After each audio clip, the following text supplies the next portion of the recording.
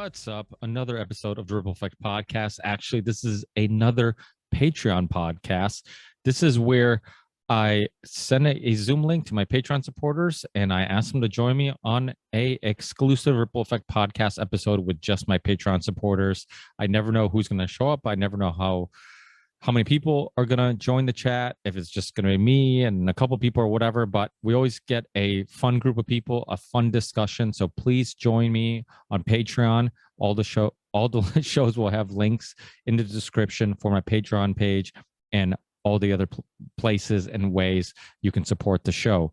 So we just got started. Also, by the way, some of my shows are being censored off YouTube. So go to Rockfin, go to Odyssey, go to my website, therippleeffectpodcast.com or rickyvrans.com, and you'll be able to find all my shows uncensored there, even the Union of the Unwanted and Ricky Rants. You'll find all my shows there. So please check out my website.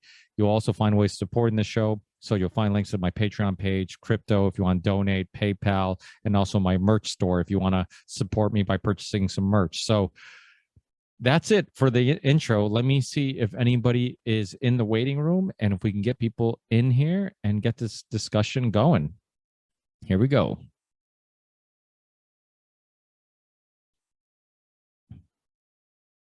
Just letting some people in. We'll see who joins us.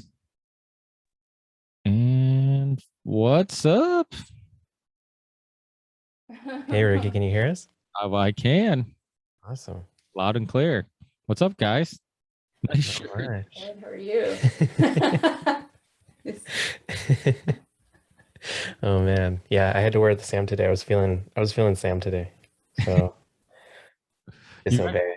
You guys have some of the best podcast voices. What?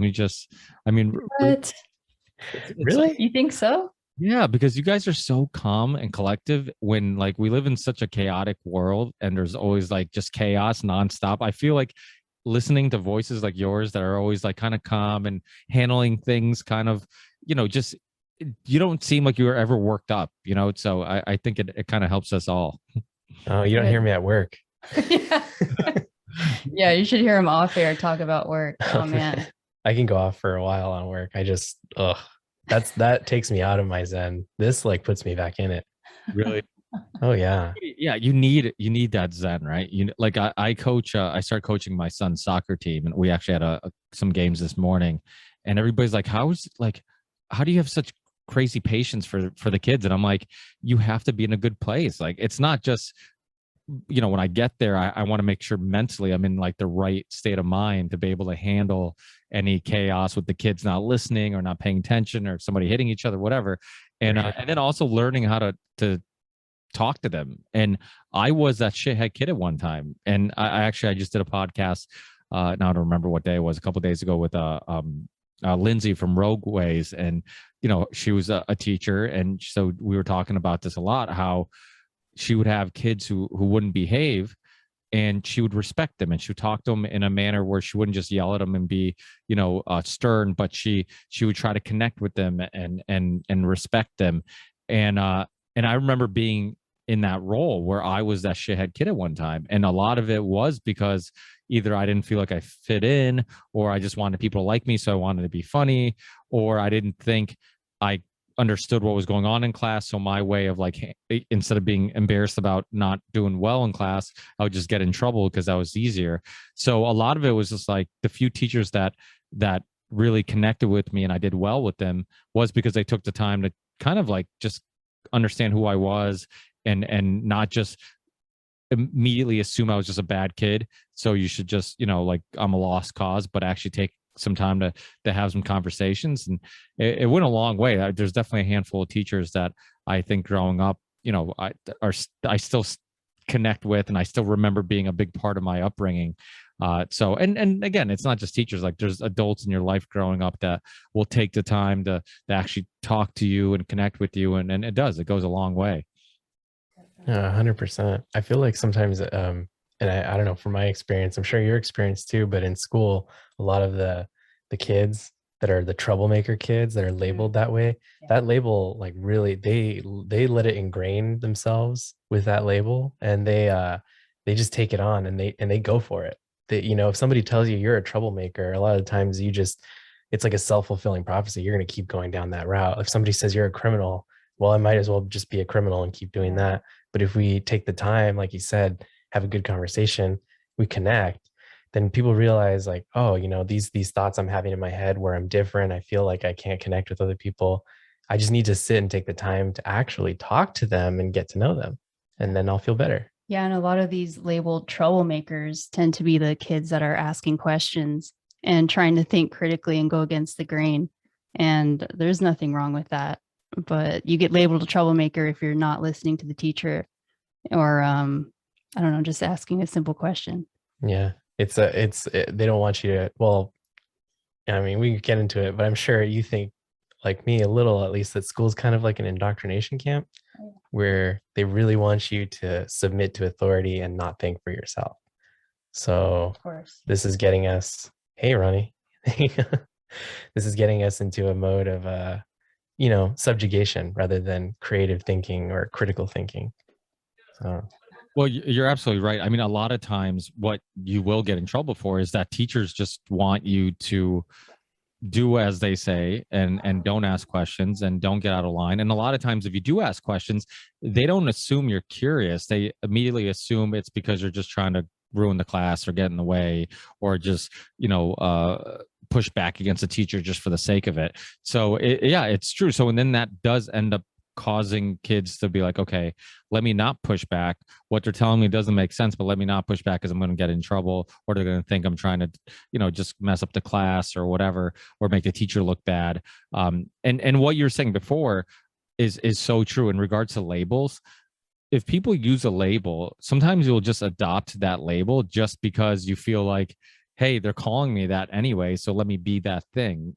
And I remember like years ago, I was listening to a podcast and they're talking about parenting. And that's something that they brought up. They're like, don't tell your kid he's a bad kid.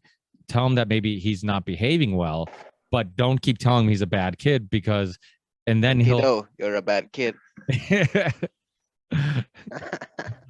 Because what ends up happening is that they end up believing it. They end up believing that they're bad kids instead of believing that maybe they're good kids who maybe are just doing something they shouldn't be doing. And that's why even with my kids, I constantly tell them that. I'm like, listen, you're not a bad kid. I'm like, you're just misbehaving at this moment. I'm like, we can improve on this. And, you know, my big thing with my kids, it's always like, we'll do better tomorrow. Every day we'll work on it. Nothing's easy. I'm like, I lose my cool sometimes. You lose your cool. I'm like, we're all human. We're all going to have moments of weaknesses. But as long as every day you're trying to improve on that, it's okay if you slip up from time to time, you know, as long as you truly care.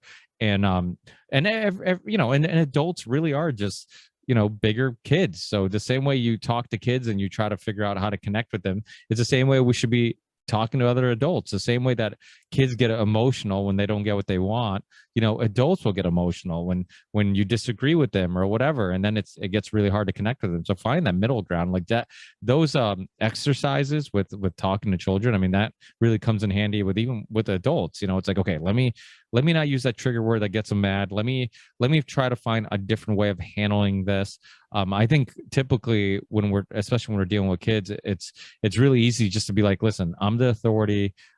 You know, like I don't have to go over and beyond to explain myself to my child. I'm telling this is how it is, and it's like, no. There's nothing wrong with explaining. There's nothing wrong with going out of your way to really explaining in length, like why you want them to do something or why you don't want them to do something, and your explanation will stick with them, and they'll better understand why, you know, your position on why you do or don't want them to do something. And then just constantly repeating that stuff. I mean, even like coaching kids, you constantly have to repeat things. And then when you repeat things, like, you know, they'll be in that situation where they're like, what did dad say? Or what did coach say? Oh, that's right. You know, when I'm in this situation, I remember him telling me this advice or this suggestion. And so they eventually end up doing it. But yeah, I mean, it's a, you know, people management, those skills are important with parenting. It's important at a workplace, you know, when you're dealing with other people, dealing with bosses or whatever. So yeah, is that your problem at work? You know, I know not to bring it up and get you out of Zen, but yeah, it's that, but it's also, you know, I work in healthcare, so a lot of the people are already in that mindset that, oh, we're still in a pandemic and you know, we can't we all have to wear our masks. And to me, it takes me out of my zen when I have to deal with like idiots, like people who just can't think for themselves. And I'll ask questions. My boss the other day, she told me how she was so upset that she listened to some stream call for the school board and her local school board or whatever, and there were parents and they were threatening them about masking their children. And it's like, come on, we don't do this. And I was like, okay, but do you realize that those school board members, like, they signed up to be yelled at by parents? Like, that's their job. Like, I hate to break it to you, that's their job. Like, I've gone to my local city council when I was a kid, when I was like 15, and I've yelled at them because they were doing some really crappy stuff, you know? So I was trying to get their attention. I'm like, hey, you guys need to do your job. Like, you need to do your job. We vote for you because we expect you to do your job. And if you're not doing it, you need to get out. Like, it's simple. You work for us. We don't work for you. It's that. And so just that mindset, I was trying to get her to realize, like, that's your job as a citizen, is to go up and hold them accountable. And if you think that that's scary because somebody's reading their address, well, their address is public information. They actually ask you to state your address before you make your statement. So if they have yours, why not you have theirs? I mean, to me, it's as simple, you treat others as you want to be treated. If they want you to read your address, you can read their address too.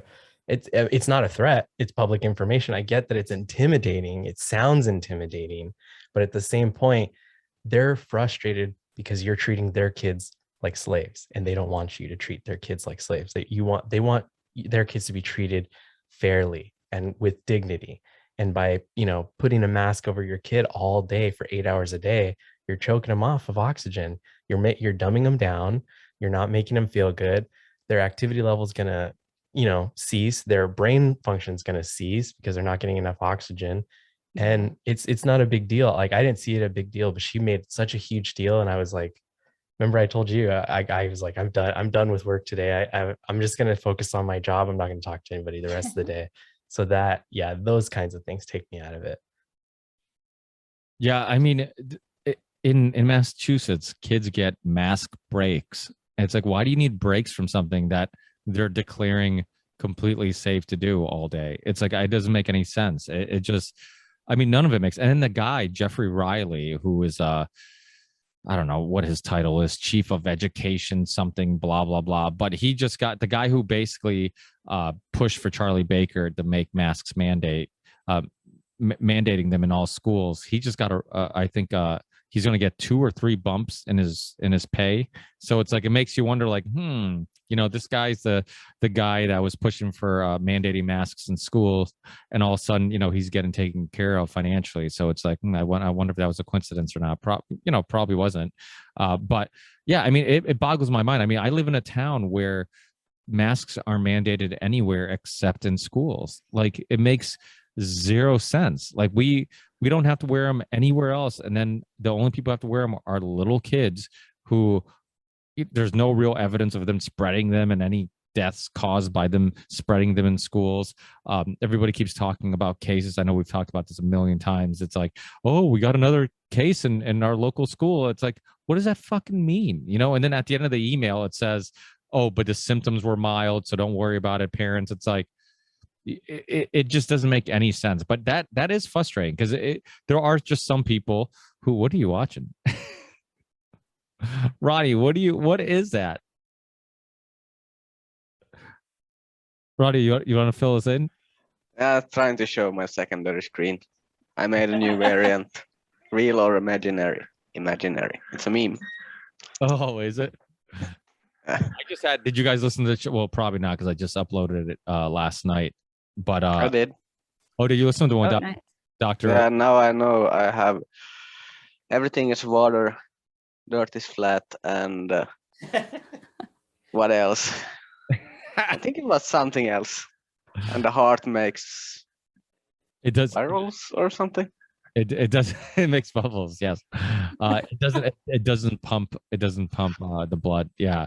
It's I mean, but how fascinating. I had him on, Dr. For people listening who didn't listen to the episode, I had him on years ago, Dr. Tom Cowan, and I found out about him from the Ben Greenfield podcast, and he would have him on from time to time. Like, dude, he has such an interesting way of looking at things. And Ben Greenfield is super intelligent. I mean, he talks to doctors all the time, really knows his shit. And he would have to have Dr. Tom Cowan on, and Dr. Tom Cowan would have what I would think are like these completely like outside the box theories. And Ben couldn't really debunk them. He's like, yeah, that actually makes sense. I'm like, holy shit, this guy is so intelligent. I mean, just the way he's looking at everything, he's kind of making you rethink everything. And so then I had him on, and at the time he was kind of not very well known, especially in the alternative media community. And then when his obviously his theory on terrain theory and viruses and all that stuff became much more popular during 2020 when people were questioning if the virus even existed and all that stuff. So he's such a fascinating guy. What do you guys think about some of his theories? I'm like you in the end. It's like the flat Earth one. I don't know. It sounds good. I don't know. I don't know what to say when he says the stuff he's talking about. I'm like, maybe.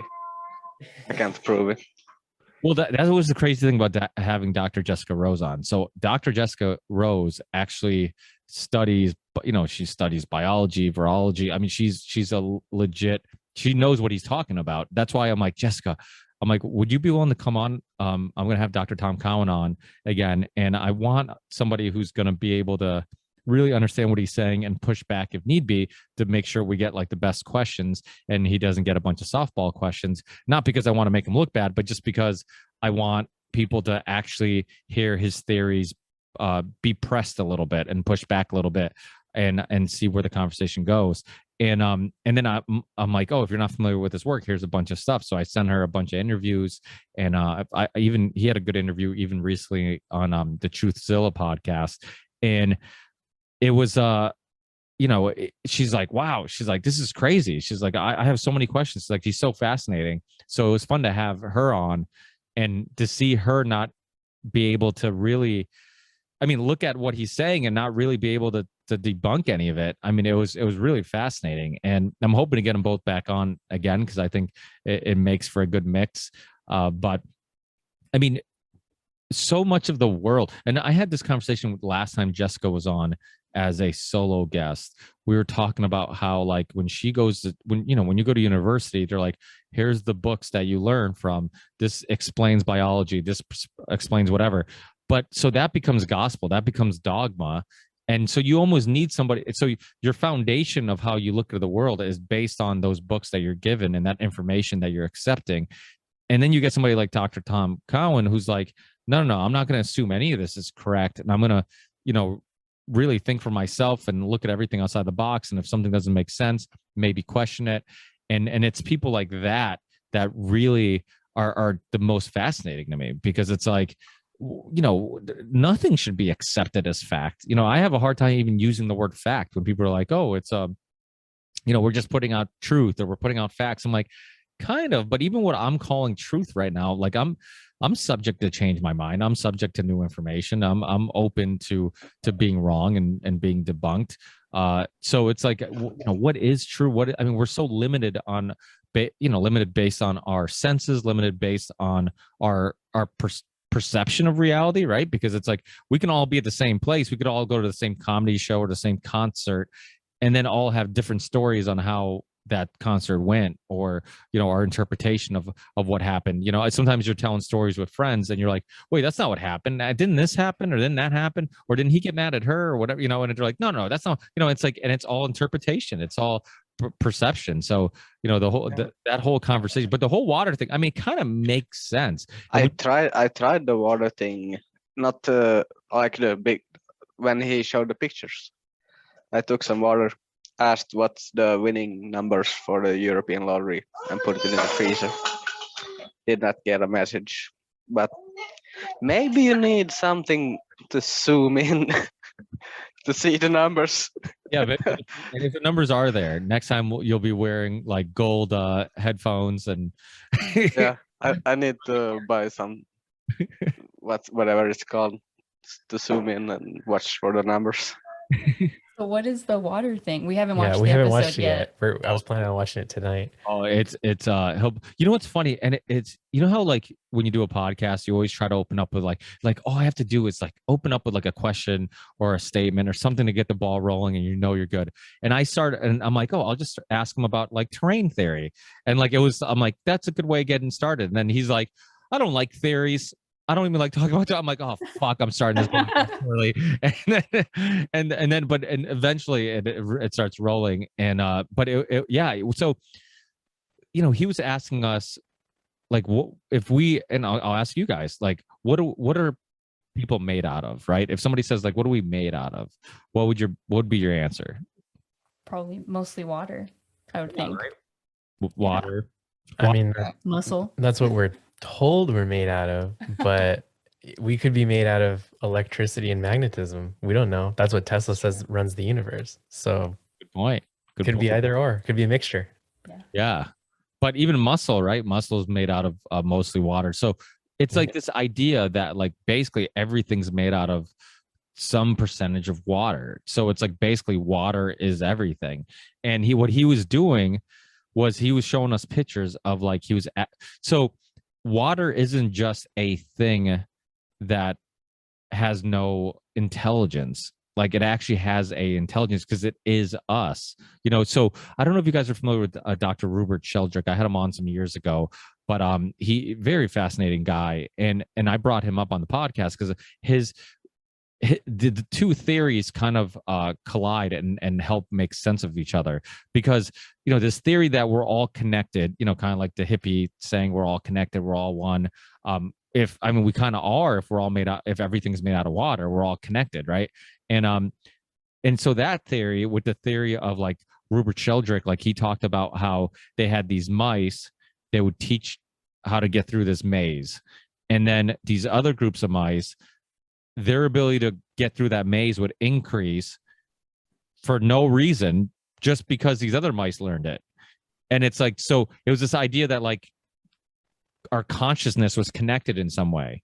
And so it was, I forget what he called it, like the name of the theory, but it's very fascinating. But now, like you think of that theory, this idea that we're all connected and there's some type of intelligence that we can, I don't know, I mean, inherent or send to somebody. I don't even know how to explain it, but that idea with the idea of us, all of us being water and being connected, kind of makes sense and kind of connects the two theories a little bit. So what he was doing, which was really wild, and what Ronnie was talking about, was he was talking about you talk to water, then you put it in the freezer, then when it freezes, like something you talked about ends up being the image in the water. So when it turns into ice, right, the crystals or whatever actually makes a image of what you guys, so there's like some intelligence there. It's wild. I mean, it's crazy. Like I haven't tried it yet, and it was funny because I forgot to mention it in the intro in the podcast. I want to tell people, like, everybody go home and try this because I want to see if anybody has any success with it. But you're right, Ronnie. One thing I didn't think about is like how small or how big would the image be, and would you be able to see it? You know, that's fascinating. But yeah, I mean, but the thing is, like, I love shit like that because it's like it turns everything you think you know upside down. I mean, the whole heart thing. I mean, every book he's written has been, you know, he openly says, he's like, vaccines are neither safe or effective. The heart does not pump blood to the rest of your body. It kind of funnels it. Like he talked about like how it's kind of like a funnel, like spins, and it's weird. It's like, but him explain it. It's weird because I had Dr. Jessica Rose, who actually knows what the fuck she's talking about, unlike me, and she was agreeing. So I'm like looking at her. I felt like I was in like high school and I was trying to cheat off her papers. I'm like, well, what's Jessica's reaction? I'm like, yeah, you're right. Yeah. You know, it's like, you know, but you know, the fact that she's so intelligent, and it was what he was saying was making perfect sense to her, like was blowing my mind, because he could, if we were one-on-one, he could easily just say shit that blows my mind. I'm like, that makes perfect sense, but I don't know if it wouldn't make sense. Like if it doesn't make sense, I don't know if I would know the information. And but to have Jessica there, and she actually researches information prior, and really like was willing to push back if need be, and yet it was making sense to her. It was really, really wild. So if you can watch the video, because he does share some images on screen. He screen shares some stuff, but yeah, but that's the same thing with flat Earth, right? I mean, I kind of feel the same way. It's like when people make a good argument about it, like you really don't have much to say. At least from my perspective, I'm like, yeah, I mean, I still don't believe you, which pisses you off, but I don't I don't not believe you either. It's like I'm kind of in the middle. I mean, how do you guys feel about that? That's Yeah. interesting. It reminds me of, I'm going to completely butcher this. There was an experiment done with this gentleman who would, I guess he's talk to water, and he would share. I was just going to talk about that. Dr. Okay. Emoto. Okay, Dr. Emoto. Yeah. He would just say what love, just He wrote notes. yes. He wrote like on pieces of paper, like love, happiness, joy, and he would like show it to water, and he would write like negative things too. Then he wrote negative things, and then with a microscope, he'd look at the water, The crystals. depending on what message was given to it. And the messages of love and kindness, just the positive ones, made these really pretty crystal, almost like snowflake type structures. And the messages that were negative, the water was all They just were like asymmetrical. yeah, no symmetry at all. Yeah. Just I'll have to find that. There's like a little image of it. I'll have to show it to you. It's side by side. Dr. Emoto, like Emoto from Japan. And so it seems like Sheldrake and Cowan are doing work that kind of adds on to his work, because if they're able to, it seems like what they're trying to conclude is that there is some sort of universal consciousness that manifests its way in a physical form. And that's kind of what they're picking up. That's what I'm getting. And that's kind of what I believe in around me right now. At least what I'm seeing is that our manifestation, our mind manifestation kind of does really affect our physical world in new ways that we don't understand. But I think it's now that we're coming to an understanding of it, it's going to open up brand new doors for us in the future. And I think we're going to, maybe this time, I don't know if we've had great resets before, but maybe this time the great reset won't happen, and we'll actually be able to design a society that works for all of us, not just the few at the top that want to rule over us. For sure. Well, that makes sense in regards to positive and negative energy, in regards to like how you can feed off other people. If somebody's in a really good mood, you automatically get in a really good mood. If you play sports, how people being willing to pass the ball or being unselfish is contagious, and then people being willing to or if you get one person who has a bad attitude, it ruins the attitude of everybody. Like all these little things that are kind of, you can't really quantify, but we know exists.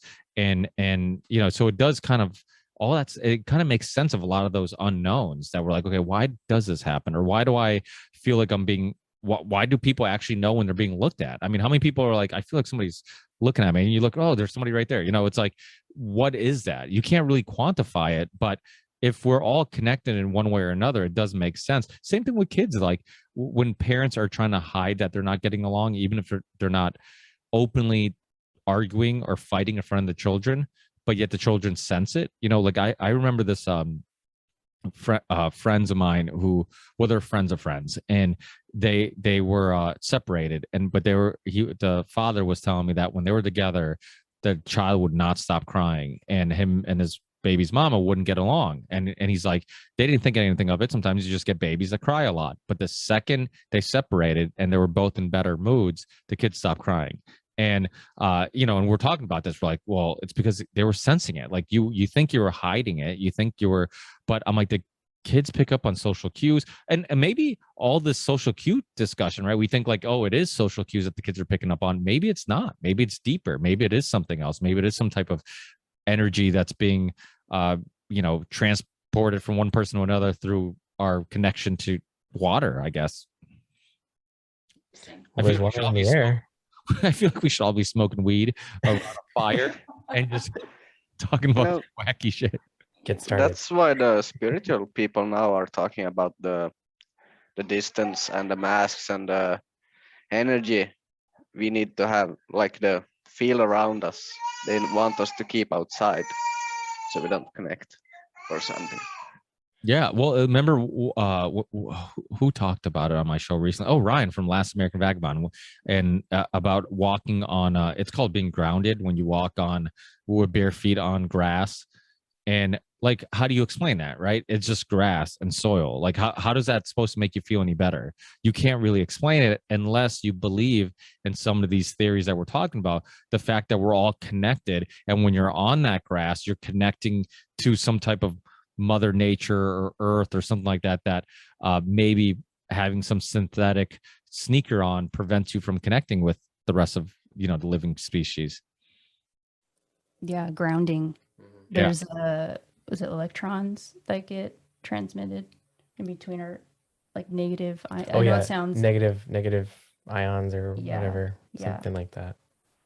But It's I think it's like we're connecting with the energy field of the earth, because Yeah. we have our own kind of energy field. I don't know if you've ever looked at like oral projections, like for the people's auras. I don't know if that's a real thing, but they claim they can photograph it, right? Yeah. And we all have something kind of like around us, almost like when you see the sun, there's like a corona around the sun. So I don't know if that's like us connecting to the ground. We all give off energies. Yeah, We can't see it, but maybe some of us can. You have your third eye open. maybe. You were going to mention the earth pipes though, and how that maybe Yeah, connects. I'm not too familiar though, of like what you were reading about, what they were made of. Yeah. But there's these things called earth pipes that people are making, that they've been burying in the ground in certain areas in what Utah, like kind of dry areas in Arizona also. And they've noticed wildlife's coming back, like water's coming back to the area. Rain's coming back. Rain's coming back to the area. Yeah, we'll have to send you that website so you could check it out. It's pretty interesting, but I want to make some. Yeah. Are you familiar with orgonite? I mean, maybe you could show them here. Oh, yeah. This is supposed to be like an example of orgonite that my parents got in Mexico, and they gave it to us. It has like quartz crystals in it, aluminum fleck. There's supposed to be a copper coil and some additional like gold fleck at the top. And I don't know if it works, but it's supposed to, you know how the world's filled with EMF energy, Wi-Fi, Bluetooth, 5G, 4G. This is supposed to kind of dissipate that, or kind of scramble it so that it clears the energy space for us, for humans, so that we don't get bothered by that negative EMF energy. I don't know how true it is, but people are basically doing that, but in a steel or an aluminum or a copper pipe. And they're creating, like, they're filling it with that resin and all these materials and crystals, and they're burying it in the ground, and that's supposed to clear the air. We just saw on Chance Garton, he's on Rockfin, and he has a show called Vibrant. Great title. And he brought some guy on who's literally been traveling around the country burying these things. This guy's made hundreds of these pipes, and he's burying them all over the place, and he's noticing the areas that he's burying them in, like wildlife, everything's coming back. So I don't know is it him burying these pipes, or is it the intention? Is it the intention that goes into it? I don't know. We don't know. So interesting. Yeah. What if it is the intention, right? Like just him bringing the positive feelings or energy there, and that's what's causing it, right? I mean, it's kind of like the placebo effect, right? You think you're doing something, and then it happens. Like you think you're feeling better, and then it happens. You think something's making you feel better, and then you actually feel better. So yeah, that's a wild.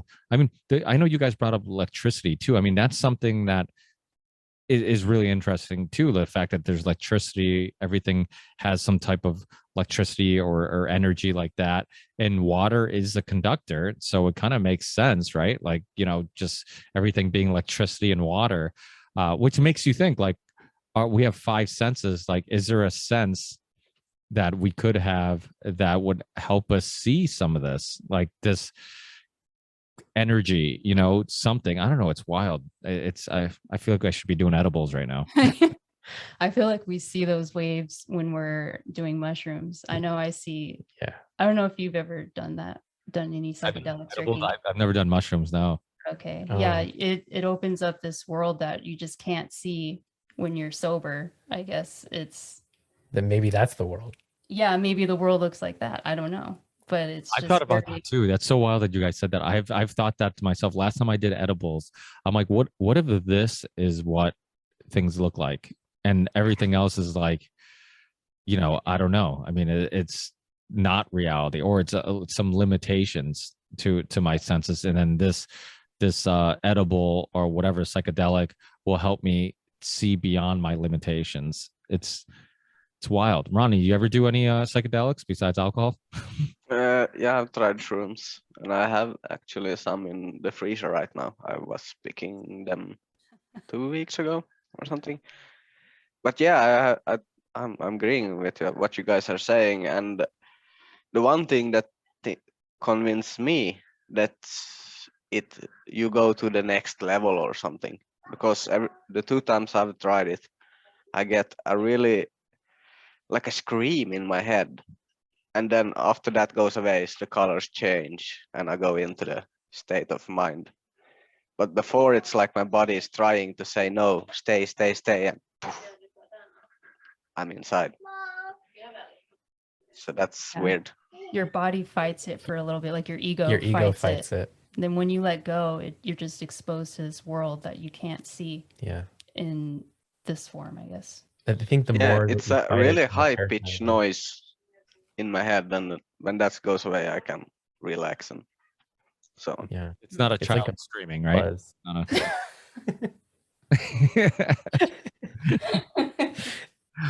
It's Well, like, Dad. Dad, you're in your underwear on the roof. No, Screaming, and then I'm good. And then I cuddle with the chimney, and I go to another planet. And you zoom off the flat earth. Well, DMT. The weird thing about DMT is that, like, most people have this similar experiences. Like, people see all the same things, and you would think, right? Like, if imagination and the way we look at things is all based on our upbringing and our environment, so how can people have completely different upbringings and environments and yet all see the same thing? Like, isn't that weird? Like, it seems like maybe there's more than it just being created via your brain and imagination.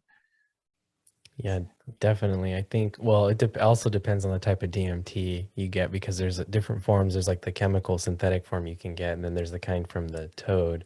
I Is forgot. that 5-MeO That's DMT? I think that's 5-MeO DMT, and then there's like regular dimethyltryptamine, NM-DMT, and those I guess they give you slightly different effects, but for the most part, I guess when you take it, it's like you're in a rocket ship and it just shoots you into whatever that realm is. I've never done it. Totally willing to try it, but because I heard it only lasts like 10 minutes or something like that.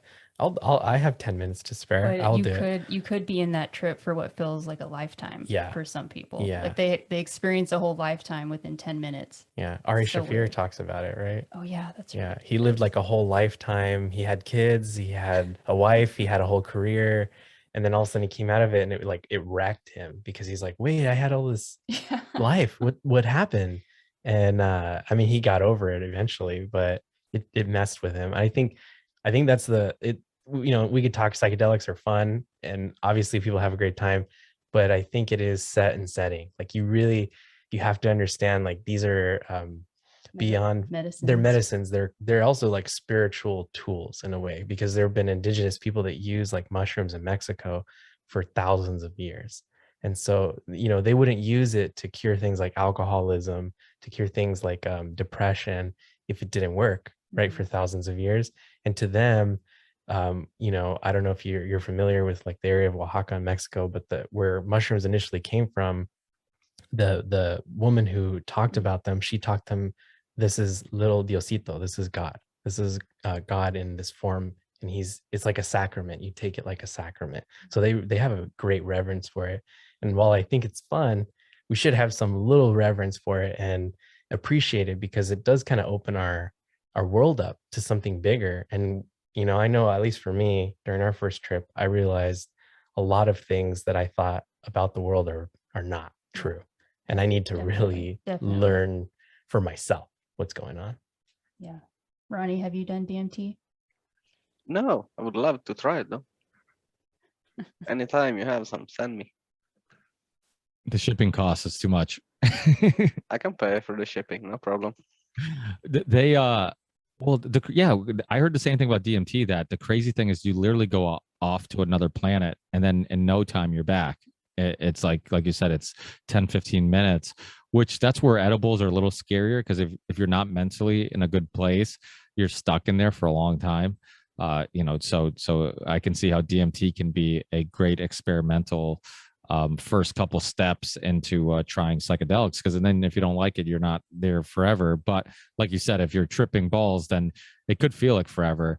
The ayahuasca story is interesting though, right? Because so they use it in like Brazil and other parts of South America. And the crazy thing is how they found out, because there was like, you guys might know more about this than I do, because it's been a long time since I've talked about DMT on the show. But I believe there's like a leaf of one plant that has to be combined with the stem of another plant, and there's like millions of different plants in the Amazon, and somebody found the the part of the plant, or the plant that has like DMT, but it's not released until you mix it with this other plant. So how that came about, how people found the two plants necessary to get the DMT release in the ayahuasca kind of stew or soup or whatever they call it, is pretty wild, right? I mean, it almost seems like there's lost knowledge that somebody was connected with that helped them understand, like, hey, you combine these two plants, and because it doesn't seem like something that was accidentally just picked up on. And No. probably after they killed the 3,000 children on the pyramids, something came down and said, "Here you go," and I was like, "Holy shit!" It's working. It was the thing that ate the sun, right, Ronnie? The thing that ate the sun told them. Yeah, but Like, they you did make that, this- so I don't know.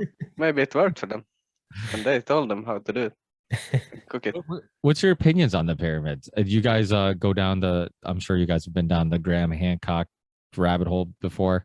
Yeah. He's one of those guests that I'm like, I still want to check off the bucket list. Some years ago, like every 6 months I would contact him, and he's always like, he always had a reason why he couldn't come on. It was either he's like, oh, I'm burnt out from my book tour, or I'm traveling, or I'm taking a break, whatever. But I'm like, eventually I'm going to get him on, because the way he looks at everything, he kind of reminds me of Dr. Tom Cowan, or vice versa, because I think I was familiar with Graham Hancock prior, where it's like you have these this what you think is your understanding of the world, and then somebody comes and throws a complete curveball, and you're like, what the fuck? Like everything I thought I knew is just like completely went out the window, So, and that's kind of how he is with his research. It's like you think the world progressed from like the starting point to the to present day, and it was all just like one growing line of civilization becoming smarter and progressing.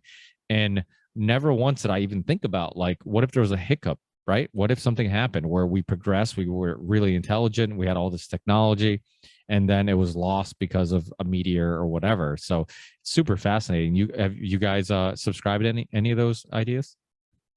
100%. Definitely. Oh yeah. The Yeah. pyramids, maybe they were energy sources. Maybe they provided free energy to everyone. I don't think they were built by humans, like how they say with horse and buggy, Yeah. They could be teleport devices, because it's what is it? One of them's pointing directly at Orion Well, or Sirius. the ones in Giza they match directly with Orion's belt. That's So the middle one, I think, is directly aligned with Sirius. Most of the pyramids in the world, most of the baseball stadiums Yeah, in the that world are too. aligned with Sirius and the 3 stars of Orion's belt. It's kind of weird, but Masonry, I think, invented baseball. We're not Yeah. really sure. I've actually seen some of the pyramids up close in Mexico, in the Yucatan, because I was lucky enough to go and see it. They're freaking huge. Like I don't know if people built those, because I don't know if you ever met Mayan people, but Mayan people worked there, So I got to talk to them. They still speak Mayan. They don't speak Spanish, so you can hardly communicate. They have to know some Spanish to communicate with you if you speak Spanish. But they're like, Mayan people are like this big. They're like this big. I'm pretty short already, and they're much shorter than I am. So I'm like, I don't know if they built this. And if they did, maybe they weren't this big. Maybe they were taller at the time. I'm not sure. Because the stones themselves are like, one could be the size of this room, one stone. I'm like, how do you move that? or they had the technology to move it, you know. I Possible. don't know. Electric universe. Yeah, well, working construction, we've done stone walls, and we have to use like excavators and backhoes, like big machinery, especially for big stones. So yeah, without a doubt, I've always been really skeptical of like the story we've been told. This idea that they had endless amounts of slaves that they could just I'm like, yeah, but they also didn't have nutrition or muscles or because these weren't people that were doing it willingly. So it just yeah, I mean there has to be more to the story, and so yeah, it's super fascinating, and how perfect they are. And I think I don't know if this is true or not. I think I remember reading this back in the day about how you have the pyramids that were like perfectly done, perfectly straight, all the angles are perfect, everything's perfect, and then later you had replicas of people trying to do the same thing and they weren't as good.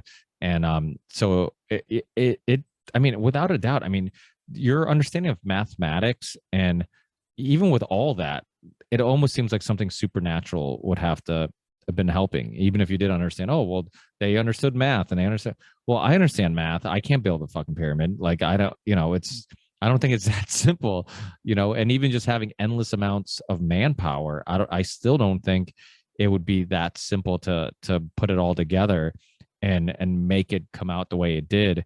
um Even with the Sphinx, right? Like the big controversy with the Sphinx was that Graham Hancock said that there was water corrosion. First, they pushed back, and then he brought an expert there, and then they've decided, or they came to the conclusion that it could be water corrosion, which means that it could have been built, way back, way further than we ever anticipated, when there was water there before it became a desert. So who knows, and then the lost city of Atlantis, I went down that rabbit hole a few times. That's really fascinating, just this just super. And it's not the only one, right? Well, isn't there other cities that people have claimed to have existed that were really advanced?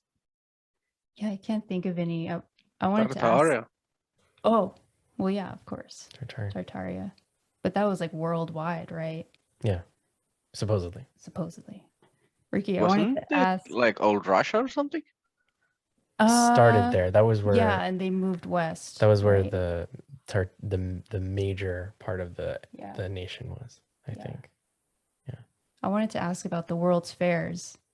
Have you looked at images of the World's Fair, Ricky, like in Chicago, St. Louis, It's the so massive funny that you bring buildings? this up because 'Cause I know you're in construction, and I wanted your opinion Yeah. if you think stuff like that can be built in like 2 years. If you had endless money and endless manpower, could it be done in 2 years? I'd have to see how like big they actually are, Yeah. and how much it really is. This sparked by Sam Tripoli's podcast? There was like a recent one like a Yeah. few weeks ago. Yeah. Yeah, because Mike from the OBDM show, we were just talking about Monday's Union of the Unwanted show. By the way, if you guys want to we're going to do a spiritual show. If that's a topic you want to join in on, I'll send you guys a Zoom link if you can make it at 7 p.m. Eastern time. Monday night, we're going to do a spiritual episode. And I kind of feel like we're already doing one today, but but so we're all talking in a group chat, and Mike brings up, he's like, if you guys have not listened to that episode of Tinfoil Hat, he's like, it blew my fucking mind. He's like, it was so good. And it was funny because I heard somebody else say that. I'm like, I got to go back and listen to it. And because at first I'm just like, what's the big deal? Like, what's okay? They're talking about freaking world fairs, like who? But apparently there's much more. And so for people who are listening who aren't familiar with it, do you want to kind of give a brief description on what exactly that episode's about? Yeah. So the theory behind the episode is that there's a nation that was spanned the world named Tartaria, the majority of which was in like Russia or north of the Middle East, I guess, near the Caucasus Mountains, and it spread around the world, even to the new, what's considered the New World, even the Americas. This was a giant kind of empire, but it wasn't really an empire. It was a connected civilization to where all these other civilizations, the Aztecs, the Native Americans, the Russians, they got along properly, they got along safely, and They harnessed whatever energy was present in the world at the time in order to heal each other, in order to build a better society. This nation was Tartaria. They believe that the world's fairs were cover-ups so that when we did the westward expansion in America from the 13 colonies, we expanded west, we had all these world fairs in the 1800s that basically were on purpose to kind of bring in, I guess, the elite of society at the time, the academics, the politicians, the ones who were wealthy, to attend these world fairs and be given a false history of where we were actually at and what was going on. And in the meantime, they were destroying any evidence of this nation of Tartaria. And what happens is during these world's fairs, at the end, they would have massive like areas. These areas were the sizes of cities. That's how big they were. They're like 200, 300 acre, Like massive square areas. acre massive areas, right? And they also had like stadiums, coliseums, parapets, they had obelisks. It was like Roman and Greek architecture to the extreme, and stuff that we can't even do today properly. And at the end, they would explode all these things. And now they tell us, oh, those things weren't made out of stone, they weren't made out of cement, they were made out of paper mache. Yeah. So they dynamited these whole like areas. There's only small amounts that are left over. Like in Chicago, there's like a couple buildings left over from the fair. And I think in St. Louis, there's like one, but they basically erased the history so that going forward, at least in the Americas and in the New World, we don't have this history. We don't have this context. So we didn't know about Tartaria. We didn't know about anything else. And part of the westward expansion, and what came out here was like it was the Mormons, who were kind of Freemasons. It was other groups like Lewis and Clark that kind of set the stage to, well, let's erase this part. Let's create a new history. And that's when like that reset occurred. So this like all our history has been a lie. And you can kind of see where they have this idea of why, because it's all concluded based on a Russian historian, Anatoly Fomenko, who he was charged with restoring Russian history after the fall of the Soviet Union. And what he did was he discovered that most of the stories of kings, like in the Persian Empire, Babylonian, Sumerian, all these things, they lined up time-wise exactly. Like everything was exact. Each king had the same kind of story. Each king had the same kind of dates, had the same kind of, rise and fall. And the only way that could happen is if they were manufactured after the fact. And so what he concluded was around the 1500s, when Jesuits made their way to the Americas, they were rewriting our history as they were going along. They were educating people in their method of thinking, while also rewriting history and creating an entire false narrative. So there's giant sections of time that we've all lost, and people are barely discovering this like new Tartaria thing again. So that's kind of the gist of what that episode encompassed. It was huge. It was a great episode. People got to watch it. Yeah, and who knows what Lewis and Clark really saw when they traveled west.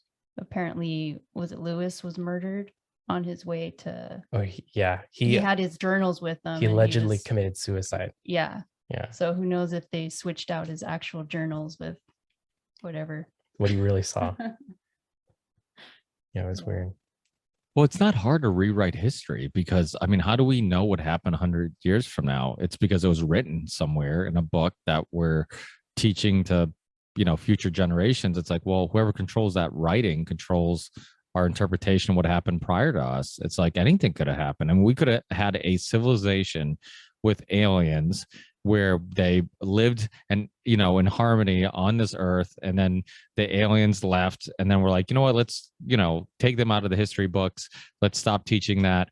And then next, we'll rewrite it without them in it. It's like it really is that simple, because the whole COVID story in 2020 is kind of a current example of how you can rewrite history and how they're doing it as we speak.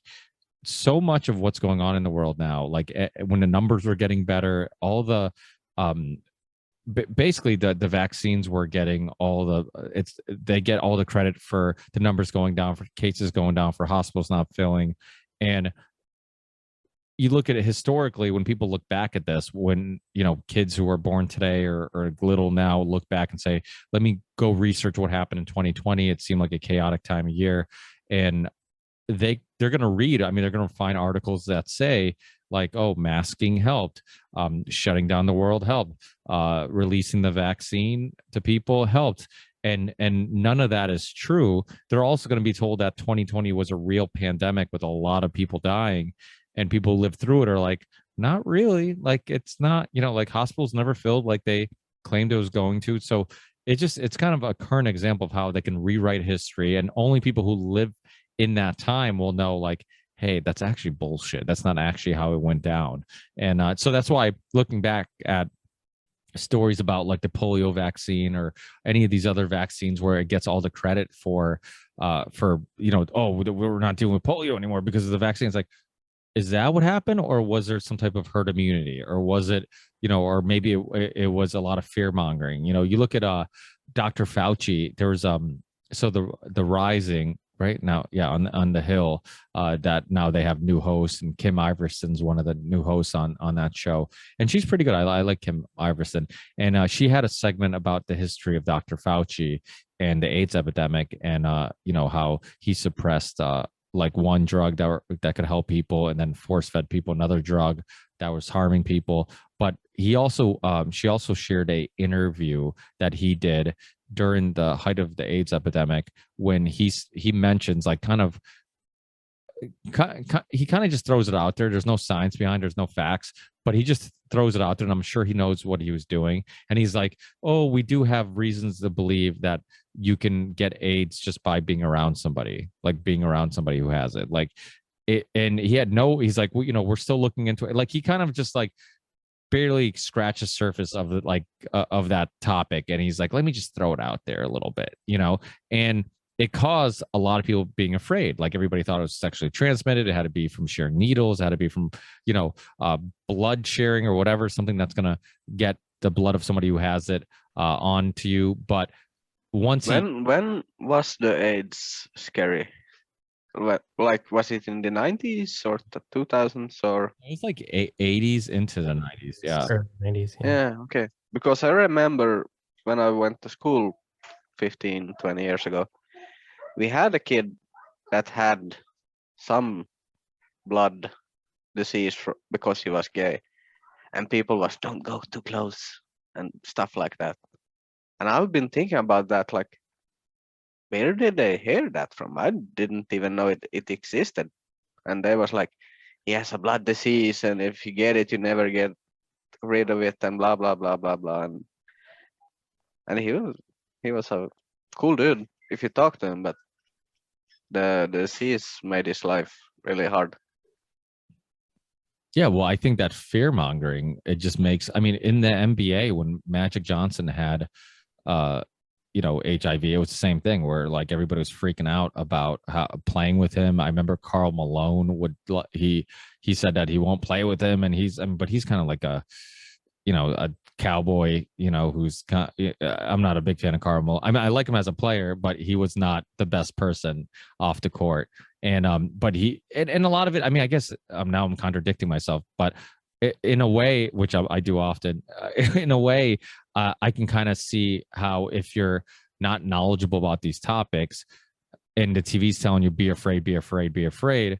I mean, it's kind of not his fault that it ended up working and he actually was afraid, you know? So it's like, in a way, like, it wasn't right. And the way he handled it, I mean, he said he wouldn't play a game if Magic Johnson was going to play and all this stuff. But when Dr. Fauci is doing interviews and saying you possibly could transmit it just from being next to somebody who has it, yeah, I mean, I can see how that scares the shit out of people, because if you're oblivious to the fact that there's corruption in science and medicine, you're going to see this guy with a PhD who they call a doctor on TV, and he seems knowledgeable, saying that you could get it from being near somebody.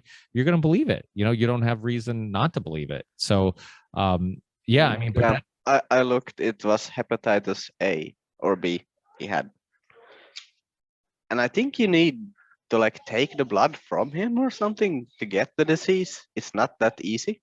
well, that's all yeah. I mean, same thing with the HIV you know, it's AIDS was the same thing. It was, I mean, it was blood. I mean, it was either everybody just called it like, you know, the gay, you know, disease, but it really, I think it had to do with blood. Just that's why needles. I mean, what do needles have to do with like your sexual preference? I mean, it's not like it's either being gay or needles. It's like, wait, where's the science in that?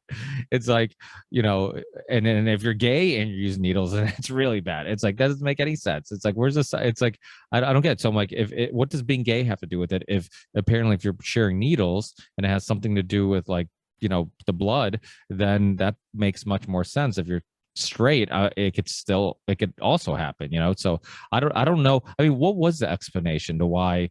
I know some people thought it was because at that time the gay population really knew how to party and they were sharing needles and having a lot of sex, and that maybe opened up the door to maybe spreading the virus a little more. I mean, was that the explanation they gave us, or do you guys remember?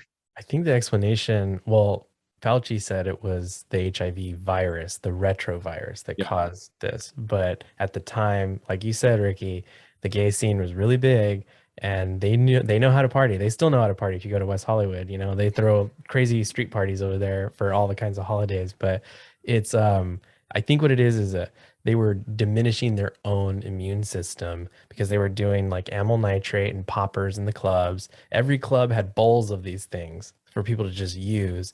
They were doing cocaine, they were drinking, they were, you know, probably, you know, doing all kinds of other things maybe.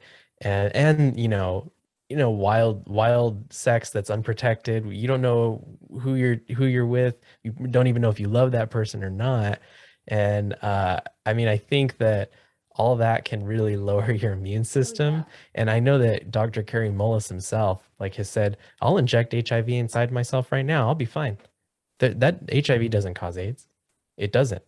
So, and in fact, in the clinical definition of AIDS, the clinical definition, AIDS means you have a T cell count of 200 or less. That's literally it, which can be caused by radiation from cancer treatments. It can be caused by toxins, very poor environment. It can be caused by very poor nutrition. It doesn't have to be a virus that causes it.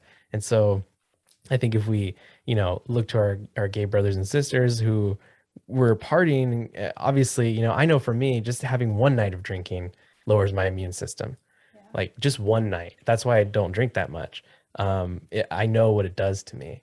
So people who don't pay attention to that and are partying all the time, you know, you burn the candle at both ends, something's going to happen. So, and wasn't it the medication they were giving? AZT. AZT was what was killing people, wasn't the virus. Dallas Buyers Club. I always recommend that movie for people if you really want to know what Dr. Fauci's about. I know it's a movie, it's not a documentary, but if you want to be entertained, you know, watch Dallas Buyers Club. What they were trying to do at the Dallas Buyers Club was treat and heal people. What people like Fauci did, and he pushed it out to the hospital systems, was give them this drug at this high dose. But that drug is what was killing people. I have a real big issue with Fauci. I hate that guy. Because of him, Freddie Mercury is dead. You know, like I like Freddie Mercury got HIV and then boom, he was dead. Like after he got treatment, like he could have been juicing, he could have been fasting, he could have been doing all kinds of stuff for his health. Instead, he takes AZT and boom, there goes like one of the best vocalists in rock history. Yeah. Like, come on, it's ridiculous. Is that a Truthzilla hoodie? Yes, it is. All right. Awesome. No, but you're absolutely right. I mean, and the other thing too is it's funny how we just kind of accept science and what they tell us, and nobody really questions it. But you're right. I mean, HIV is a virus. AIDS is a disease. A lot of people don't understand the difference between the two, and that there is no real evidence that one causes the other. I mean, it's the same thing with coronavirus and COVID-19. You know, it's like, well, you know, the coronavirus is a virus. It's like you might have symptoms of COVID-19, that, you know, this specific disease, but it might not be the coronavirus itself that's causing that. It could be many other things. So it's you know, this the virus and the disease a lot of times get lumped together. You know, it's like sometimes people are like, oh, he tested positive for COVID-19. It's like, wait, you feel fine, right? Like, so how do you know you have disease? It's like, you mean you tested positive for the coronavirus? Because, it's a different thing, but again, people just kind of regurgitate what the TV tells them, even if it doesn't make any logical sense. So yeah, that's wild. That move, it's funny because I've never watched Dallas Buyers Club, and You gotta watch it. I've been meaning to. So does somebody in the film actually, they have an actor play Dr. Fauci? No, I don't they think they so. had a guy in a hospital. So he's like the hospital administrator, the one that dictates how they're going to deal with, AIDS, HIV patients.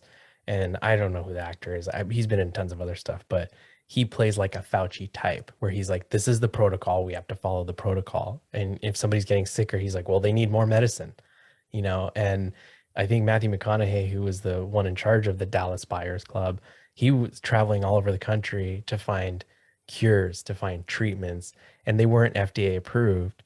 But the whole purpose of it was that these gay men, these gay women were buying into this club, and as part of their membership of the club, they would get as much of whatever the club had as possible in terms of treatment for medications and things like that. So it's technically not illegal. At the time, it wasn't illegal. Now I think they probably closed that loophole. You can't do it anymore. But yeah, he played like a Fauci kind of guy, that guy. And Jared Leto's in it, and he's in drag. Yeah. So that's another.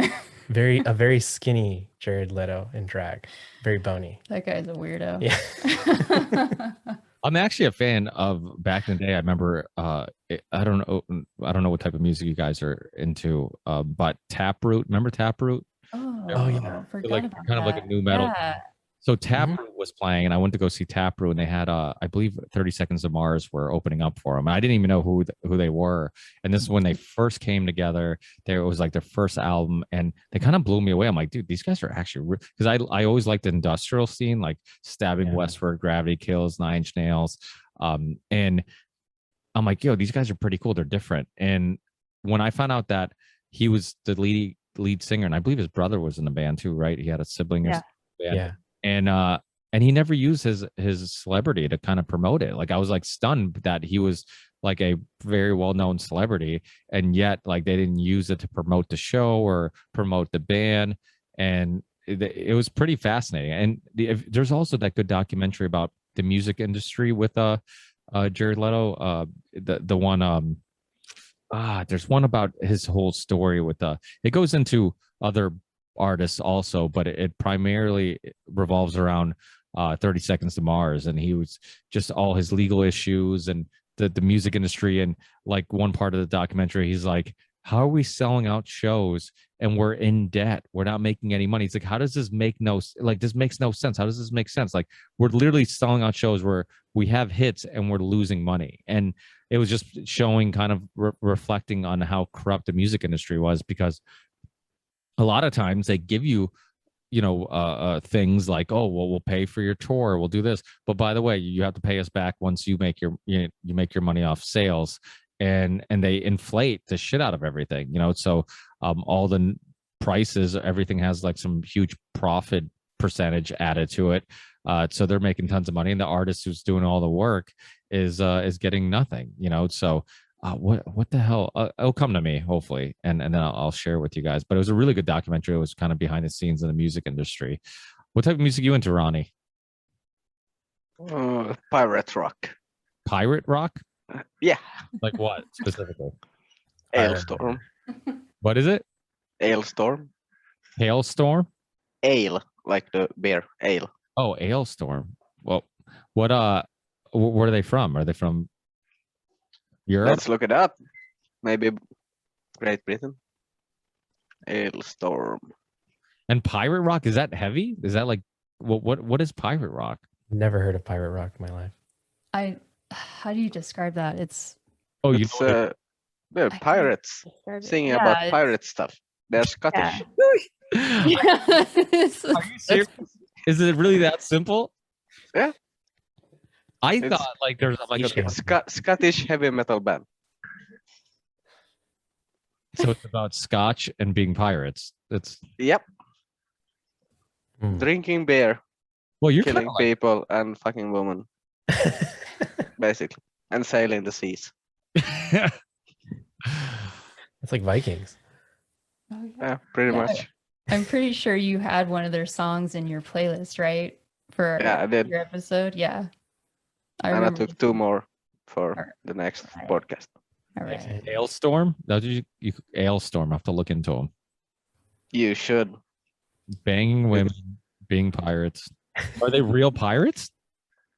I have no idea how they are outside. If they are like take the vaccine now, that would be fucked up. But maybe, I don't know. Well, if you're a pirate and you take the vaccine, I think you lose your Yeah, then you don't Lose have your the eye patch anymore. Yeah, Yeah. eye patch. You lose your pirate card. you get your arm grows back Yeah, yeah. and stuff like that. And that It's bird. no good. Gotta get rid of that bird. Yeah, for sure. Yeah. You get a cat or something. When you get demoted as a pirate, they replace your bird with a cat. Yeah. Don't tell the cat ladies that. They're gonna get mad at you. That is hilarious. You can't. I mean, I guess if you're gonna hide from any mandates, be a pirate. Go out in the ocean somewhere, right? Like, Yeah, sure. International waters. Go Yeah. with the Somalians. what's Do your pirate life. mandates? Wiggins, did you hear about that? The NBA player Wiggins, who plays for the Warriors, he refused. He's a Canadian player. He's originally from Canada. Very good player, young player. He refused the vaccine mandate for California. So what they're doing is a guy, one of the best players, young, really good young player who plays for the Warriors, cannot play Warriors home games until he gets vaccinated because they refused his religious exemption. So in other words, the team he plays for, he can't play their home games because he's not. And I give him tons of credit for like sticking to his guns, and I hopefully he doesn't give in. Allegedly, 90% of the NBA is vaccinated. I don't know how, if that's true. I just saw those numbers recently after this Wiggins story, but I mean, it's fucking ridiculous that they're mandating vaccines for any, professional athlete. I mean, these are the most elite of elite athletes. They're in amazing health. They eat the best quality food, most of them. They exercise. Obviously, they're in shape. I don't think they're at any threat, and even when athletes were getting coronavirus and testing positive, nobody was dying. Like no healthy professional athlete died. I mean, I remember one of the first big athletes like Dybala, who plays for Juventus in Italy, he had it. Ronaldo had it. I remember Ronaldo, like he literally told the press, he's like, this is bullshit. He's like, they keep telling me I'm sick. He's like, I've never felt better. They're telling me to quarantine and isolate. He's like, I've never felt better. He's like, how? And I guess he kept testing because he didn't believe it, and he like tested a bunch and he kept coming up positive. He's like, this is bullshit. I think he openly said the PCR test was bullshit, and he was right, And if you're a elite athlete and they're telling you can't go around other people because you're sick, you're going to make other people sick, but you feel 100% fine. If you're a logical thinking person, you must think like, how the fuck does this make any sense? Like, I've never felt any better. I have to stay away from everybody. The fact that we're still asking people to isolate because of cases is ridiculous. I had my daughter had a birthday party some weeks ago, and the girlfriend of one of my friends, Paul, his girlfriend just had coronavirus, and he's like, oh, we're going to test her, make sure she's negative before, we come over. I'm like, why? I'm like, I don't give a shit. And he's like, well, I don't know. I'm like, Paul, like, listen, the truth is, I think it's selfish that she's trying to keep all the antibodies to herself. She should bring the coronavirus over so we can all get antibodies, and then we can all avoid getting vaccinated in the future, and it's like, I could care less. Like, if somebody has it, I don't care, like, at all. Like, come over, like, and like, I'm so not afraid of it that it's ridiculous. Like, it's no different than a flu. I'm like, okay, if somebody gets sick, they come over, even if they have mild symptoms, they come over, and then, oh, I must have got sick because now Dave's sick. It's like, well, whatever, no big deal. It happens. It boggles my mind how. But I feel like we're winning. Are you guys getting that sense? Like, I feel like every week something that was suppressed from the media, something that was considered a conspiracy theory, something that we were lied to about, it's like the truth is slowly seeping into the mainstream. Do you guys kind of get that sense? Yeah, Definitely. I get that. I get that sense. I know it sounds weird, but with what's going on in Australia right now, because what's going on in Australia, I feel like we're winning. I feel like the messages that we're putting out are winning, because if they have to shut the internet off to stop our messages from going out, to me that shows me they're weak. Yeah. That shows me they have nothing behind them other than force. And I'm seeing a lot of the videos now where people are going up to the police and they're telling them and they're talking to them and they're like, "Hey, you guys should join our side. We get that you have your job, but this isn't right." And the police are agreeing with people. Some of them are. Well, some of them I are. saw footage of some police officer in Australia choking some poor lady for not wearing a mask. Like, what? A grown man just strangling this woman in the middle, broad daylight in the middle of the street. He probably shouldn't be a police officer. Let's be honest. No, and some of those guys aren't even cops, apparently. They're like private. Oh yeah. Yeah, and they have some Mercenary. weird badges with Yeah. like Freemason stuff or something on the chest. It's Yeah. weird. Yeah. Have you seen that, Ricky? No. So instead of like a regular like cop badge that we see in the US, they have something with more symbolism. Yeah. Yeah, it's a weird symbol that nobody really knows what it is. Yeah, one looks Up- like the head of that movie, the Predator. Yeah. Like the head with the weird, tentacle things. One of them looks like that, but I saw the one you were talking about, Ronnie, where it looks like a Freemason kind of a thing. And I don't know what that's about. I don't know if that's like their Victoria's police badge has Freemason symbology in it, because some police badges in America do too. But yeah, that one was weird. I don't know what that's about. Yeah. That is weird. Yeah. Well, it's funny how there's symbolism everywhere, and we just look at things and we don't even think about it. But it's like, what's the history of it? Like, why did they decide this image or this picture? And who was it that decided? Like, I'm sure there's a lot of fascinating things about badges and just imagery that and symbolism and things that we kind of just don't even think twice about. But yeah, that's fascinating. So you guys down to I'll add you guys to the guest list for Monday's show if you guys can make it. I don't know. I know you're in the East Coast or West Coast, and we're in the East Coast, so we're starting at 7 p.m. Eastern time. So is that too early for you guys? I think we can pop on for a little bit. We're gonna record a show at 5:30 with Your time? someone, I believe, but we can come on for a little bit if that's okay. We'll just have to pop off. Yeah, those shows are casual, so jump in, jump out anytime you want. And I don't know who else. I think Cheney's joining us. I think Cosmic Keys is joining us. Nice. We just had him Nice. on. All right. Oh, really? Right on. Yeah. So yeah, we're gonna have some fun people, and I think it's a really interesting topic right now. I know sometimes it seems like one of those topics like all woo woo or whatever, but I think being in some Zen state when the world is crazy, like we start off talking about, I think we need that. We need to be able to not just let everything that's going on around us affect us internally, find some peace inside so then we can handle everything externally better. So without a doubt, what do you have going on, Ronnie? You got any drinking or pirate games or anything that you're doing tonight? I'm actually doing a podcast with Buffalo and Legs after this, and yeah, and I got fired this Friday, and we are expecting a baby next year. So yeah. Ronnie, you got to start a podcast. Seriously. Just for I don't We know. tell him. What's that? We tell him. We told him you need to start a podcast. Listen, you got at least 3 listeners right here. Okay, you're gonna have 3 downloads your first episode. I can guarantee.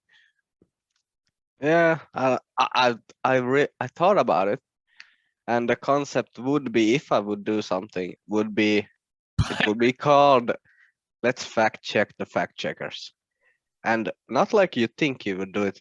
I would be the mainstream guy. I would bring on someone like maybe like a Stretch, but Del Big Tree, and ask him the really hard questions. So he has to go deep and show me every stats that he can find.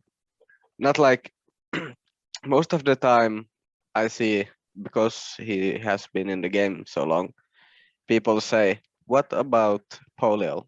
And he says, "Right." So what's the answer? I know I've seen the stats, and are living in a cleaner society and the vaccine didn't do shit if you go back and look at the stats. But the people, if people are new to their stuff, they don't see it. He just says, right, it's bullshit, and moves on. Well, I know what you mean. That is something that sometimes I think about, like not dumbing it down. Maybe that's the wrong term, but almost like asking questions that I know the answer to, but maybe be more conscious to the fact that there's people listening that might not know the answer to. So it's like sometimes, like you said, well, you'll bring up the polio thing, right? And you're like, yeah, like the polio thing. And then everybody kind of just agrees because everybody kind of knows the information and knows what we're talking about. And you assume everybody's on the same page and you move on. But then there's listeners who are like, what the fuck are they talking about? Like, what's the polio thing? You know? But honestly, that type of stuff is that's why when I do my own research, if I listen to a conversation and something gets brought up and everybody kind of knows what they're talking about and I don't, I'm like, okay, I got to write this down. I'm like, I got to look into this because I'm like, what are they talking about? Like, I've never heard about that historical event or that person. You know, if a name gets brought up and I've never heard of them, but everybody else seems to know who it is, like there's somebody significant. I'm like, who the fuck are they talking about? I'm like, let me look into that. You know, so, but you're right. I mean, I think sometimes when everybody's kind of at this on the same wavelength and kind of done a lot of the same research, you can kind of just scratch the surface of something that maybe you should go much deeper in. So yeah, that's why I also like Deborah gets red pill, but I think they're going too fast for her. Like they're going so deep, like they're skipping the shallow end of the pool and starting in the middle somewhere and then going really deep. If I did something, I want to start on the shoreline and then we go from there, because I don't know 100% everything. I know everything is a lie and everything I've been learning for the past however old you are is wrong. If someone tells me something, I know they're wrong because they have been learning from school, so it's wrong. Everything is wrong.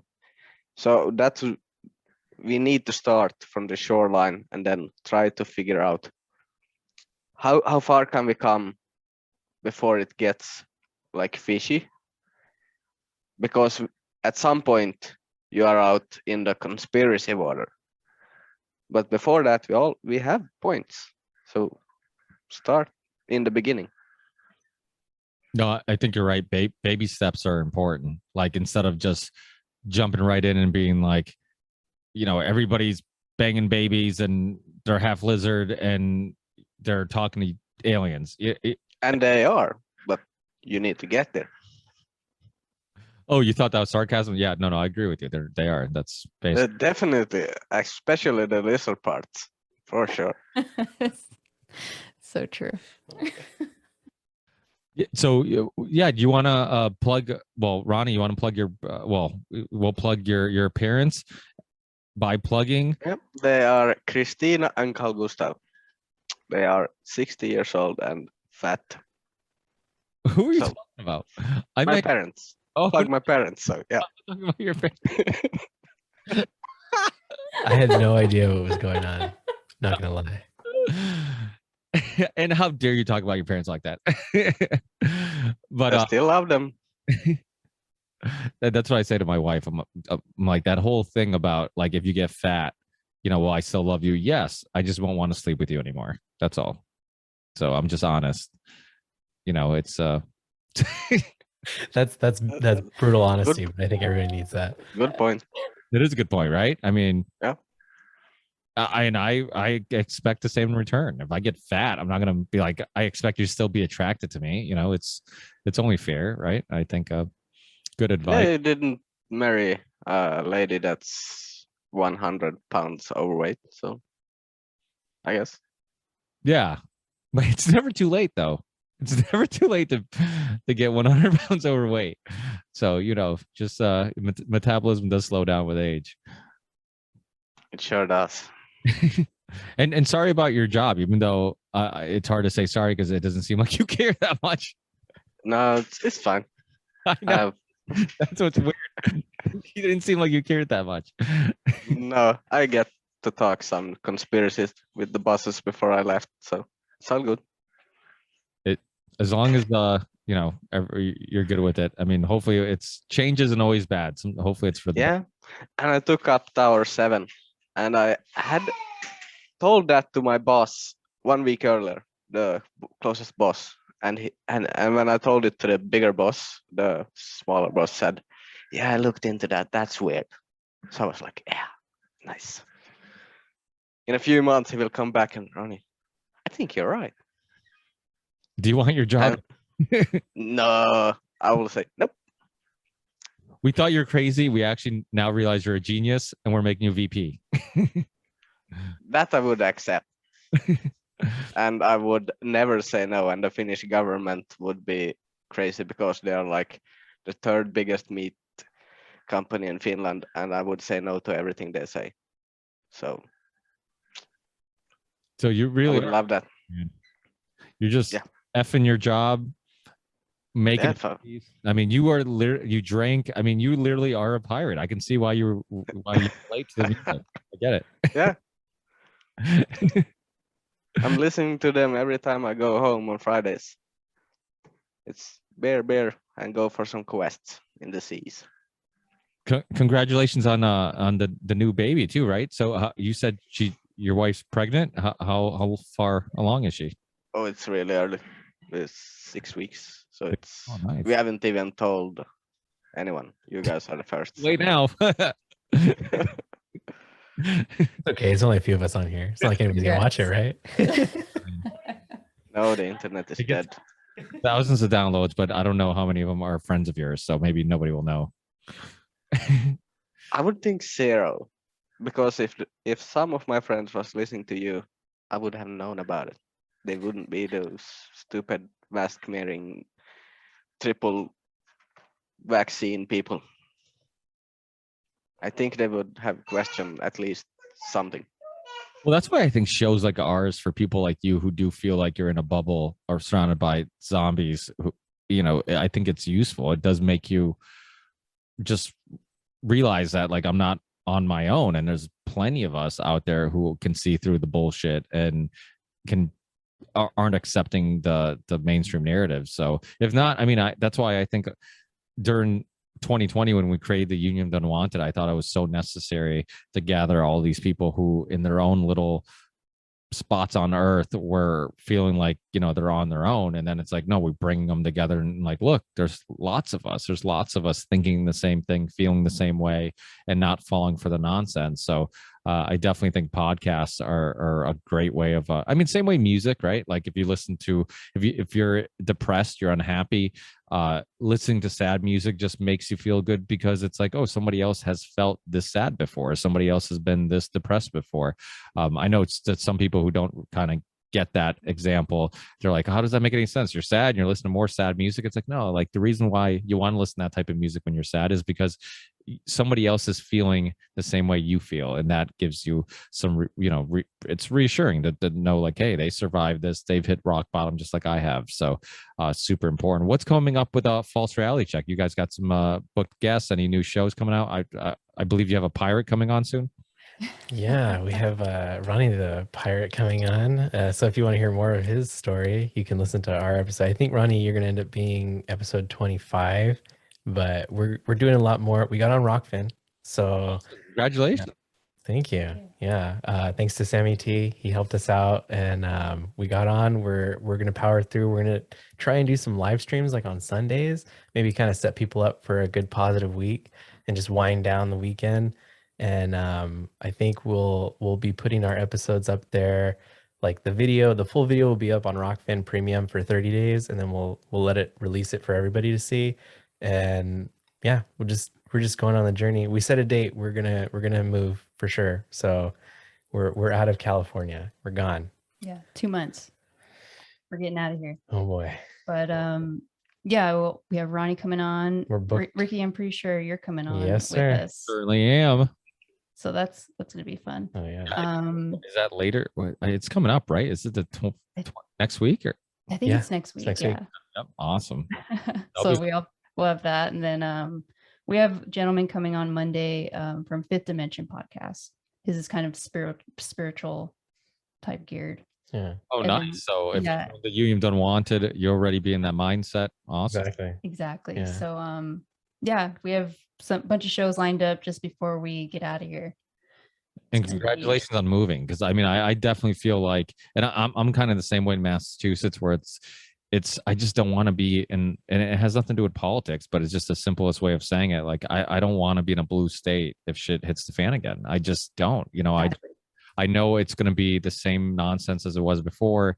Everything will be worse here for longer, for more periods of time, and I'll be surrounded by more people that are crazy and you know, so and petrified of the virus that may or may not exist.